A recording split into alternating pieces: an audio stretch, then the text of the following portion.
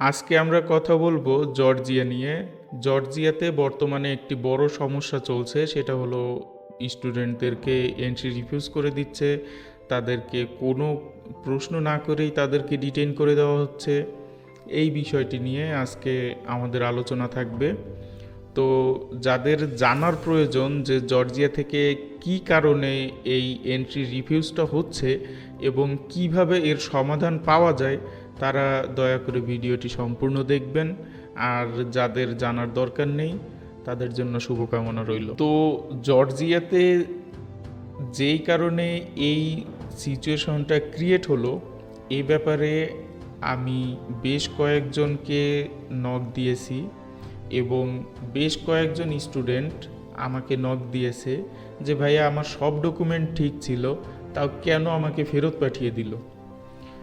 আবার আমিও বেশ কয়েকজন আমাদের যারা ওখানে স্টুডেন্ট আছে তাদেরকে নক দিয়ে ব্যাপারটা জিজ্ঞেস করলাম। এছাড়া আমাদের যে সকল পার্টনার ইউনিভার্সিটি আছে তাদের সাথেও আমাদের কথা হয়েছে যে কেন এই এন্ট্রি রিফিউজালটি চলতেছে।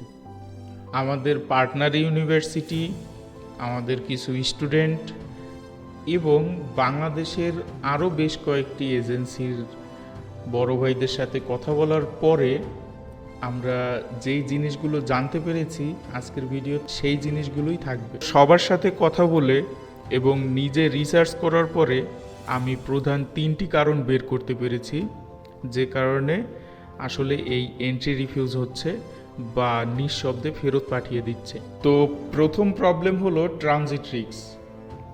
ইমিগ্রেশন অফিসাররা মনে করতেছে অনেক বাংলাদেশি ছাত্র আসলে পড়াশোনা করতে যাচ্ছে না, তারা জর্জিয়াকে ইউরোপের সিঁড়ি হিসাবে ব্যবহার করতে চান। এরপরে আরেকটা বড় প্রবলেম হলো বাংলাদেশিদের জন্য, যেটা যে ভুয়া বুকিং করে তারপরে তারা যাবে। আরেকটা বড় সমস্যা হলো এয়ারপোর্টে কেউ রিসিভ করতে না আসা। এয়ারপোর্টে আপনি যখন ফ্লাইটে উঠবেন, ফ্লাইটে ওঠার আগে আপনি অবশ্যই আপনার ইউনিভার্সিটিকে মেইলের মাধ্যমে হোক অথবা ইউনিভার্সিটির টিচারদের সাথে যদি হোয়াটসঅ্যাপে যোগাযোগ হয়ে থাকে, যেভাবে হোক তাদের সাথে যোগাযোগ করুন। অথবা আপনি যেই এজেন্সির মাধ্যমে যাচ্ছেন সেই এজেন্সির সাথে যোগাযোগ করুন। যেভাবে হোক ইউনিভার্সিটির একজন প্রতিনিধি যেন আপনাকে এয়ারপোর্টে রিসিভ করতে আসে, আপনি সেই ব্যাপারটি আগে নিশ্চিত করুন। কারণ এয়ারপোর্টে যদি একজন ইউনিভার্সিটির প্রতিনিধি আসে রিসিভ করতে, সেক্ষেত্রে আপনার এই এন্ট্রি রিফিউজ হওয়ার বিষয়টি অনেক ভাগই কমে যায়। ডিটেনশন এটা কোনো সাধারণ বিষয় নয় বা সাধারণ কোনো ওয়েটিং রুমও না। আপনাকে ডিটেনশন রুমে নিয়ে যাওয়ার পরে জেলখানার মতন, আসলে পুলিশে বাংলাদেশে যেমন পুলিশে ধরলে যেই অবস্থা হয়, ব্যাপারটা অনেকটা তেমন হবে। অর্থাৎ আপনার ফোন নিয়ে যাওয়া হতে পারে। আপনার উদ্দেশ্য যতক্ষণে আপনি পরিষ্কার করতে না পারবেন ততক্ষণ পর্যন্ত আপনাকে সেখানে বসিয়ে রাখতে পারে। সেটা হতে পারে ঘন্টার পর ঘন্টা বা দিনের পর দিন। তারা আপনার মুখের কথায় কোনো কিছু বিশ্বাস করবে না। তাদের কাগজের দরকার, যে তারা প্রমাণ দেখে তারপরে বিশ্বাস করবে। তাদের কাগজে ডকুমেন্টের প্রমাণ দরকার আসলে। তো এখন আমরা কথা বলবো যে এই ডিটেনশন থেকে বাঁচতে আমরা আসলে কি কি কাজ করতে পারি এবং কিভাবে এই ডিটেনশন থেকে বাঁচতে পারি বা এন্ট্রি রিফিউজাল থেকে বাঁচতে পারি।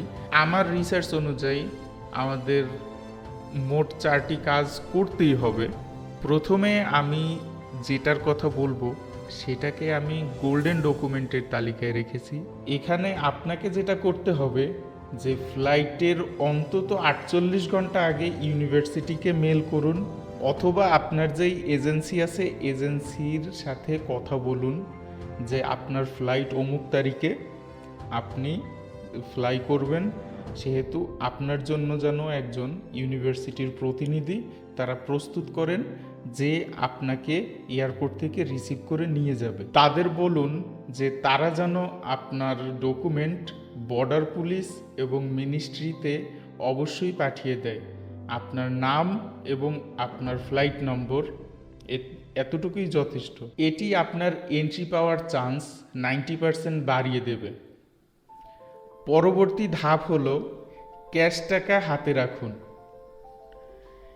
এখন ক্যাশ টাকা বলতে আমি মাত্র $200-300 বুঝাচ্ছি না, আপনাকে অন্তত $2,000 থেকে $3,000 হাতে রাখতে হবে, যেটা আপনি প্রমাণ হিসাবে দেখাতে পারবেন যে নেক্সট 30 to 90 ডেজ আমি এই 2,000 অথবা $3,000 দিয়ে এই দেশে বেঁচে থাকব।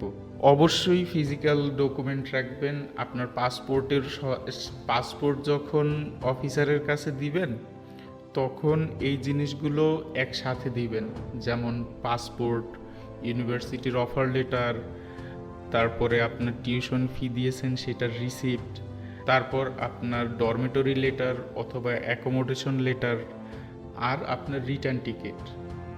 এই কয়টা জিনিস আপনি পাসপোর্টের সাথে একসাথে অফিসারের কাছে দিবেন, অর্থাৎ ইমিগ্রেশন অফিসারের হাতে দিবেন। আজ এই পর্যন্তই। আশা করি সকলে ভালো থাকবেন এবং যা ভুল ত্রুটি হয়েছে সেটা ক্ষমা সুন্দর দৃষ্টিতে দেখবেন। Good bye.